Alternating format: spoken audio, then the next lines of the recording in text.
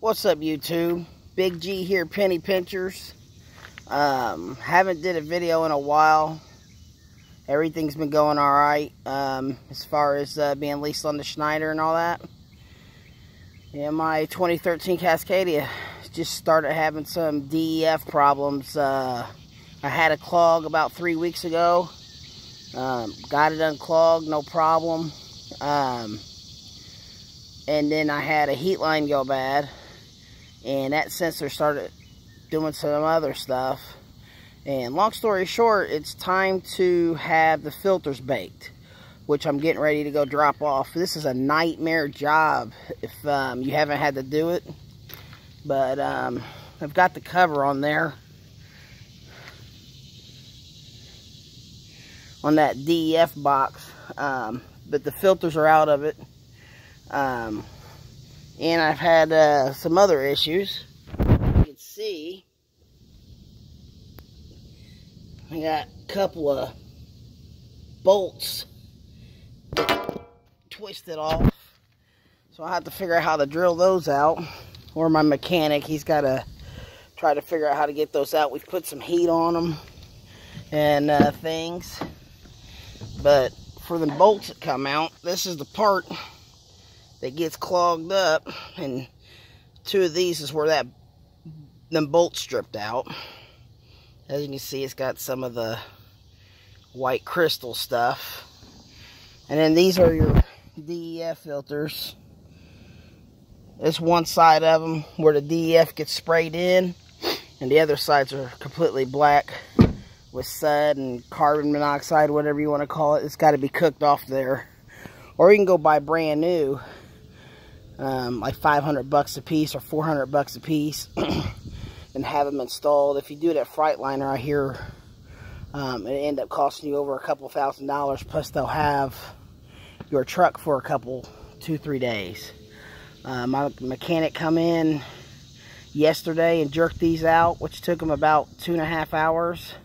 Of course, he had to pull the heat lines 1 and 3, the electrical, so because the truck has been reading that, plus I had a Schneider put it on the computer for me, and diagnostic said the heat line 1 was bad and 3. So I got those in the back of the pickup too, and I don't know what they actually cost, but if they're cheap, they're not too bad. I'm gonna have all 3 of them. This is kind of what the heat lines look like. They just plug in. So there's a total of 3 on the 2013. So I'm getting ready to see. I know the baking, I guess depending on what city you live in and who you use, can be around $250 to $300 a piece. Luckily, I know the guy that manages the place. Used to work with him at another trucking company, and so he's going to save me like $50 each on mine. So it's nice to know people. And of course, my mechanic hopefully will have these baked and get them back in about 4 hours, and he'll be over here around 3 or 4 to reinstall them. And hopefully we can figure out how we're going to get those broken off bolts in there, so we can get that sprayer, whatever the hell it is, back on there properly. We think whoever put it on the last time, because evidently my truck got almost 700,000 now on it. I'm thinking whoever did it didn't put it on properly last time. We found some weird glue in between that, and it should only be like a carbon fiber filter. It can stand a bunch of heat and seal it off.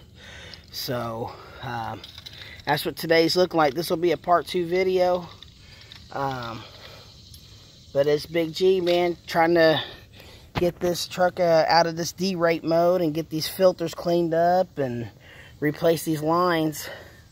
So it's going to be a pricey day.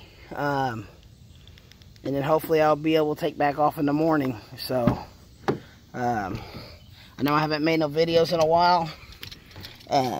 I feel like when things are going good, I don't really need to say a whole lot.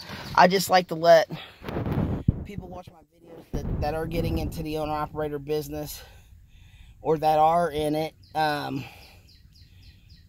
if you see some of the issues that I'm dealing with, I can kind of tell you about them so you'll kind of know what you may be getting into. So it's just kind of knowledge, what I'm going through. I like to share those kind of issues with you guys.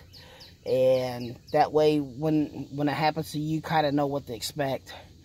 I can't tell you what shops actually cost, so I'm just ballpark guessing. I have Googled some prices, and I have seen $400 a piece on those, buying them brand new. And they say it's cheaper to do that versus having them burn for almost $300, because by the time you'll lose a whole day while they burn them. And that may be, but the guy I got said he could do it first thing this morning and have him back to me by today. And my mechanic's doing his regular mechanic job today, so he don't get off till 3, so he won't be able to wrap me up till after that. So that's all I got right now. I will make another video to go with this. It is a Monday, and I think it is, I'm not even gonna go with the date. I have no clue. The 9th, I think. I'm not sure. It's been an exhausting weekend. So anyway, I'll make a second video to go with this one. I'll probably post them at the same time. It's Big G the Penny Pincher, at least on the Schneider, dealing with this 2013 Freightliner. It's been in derate mode for the last week. Hasn't shut me down on the road yet since I've bought this truck. That's one thing I have to say. It is a Lone Mountain lease truck. It's not a S&I truck. And I've been very, very lucky. But these kind of maintenance issues, these are actually kind of a general maintenance problem with this DEF system. So seriously makes me think about buying a truck with no DEF system, or a newer glider kit without the DEF system as my next rig.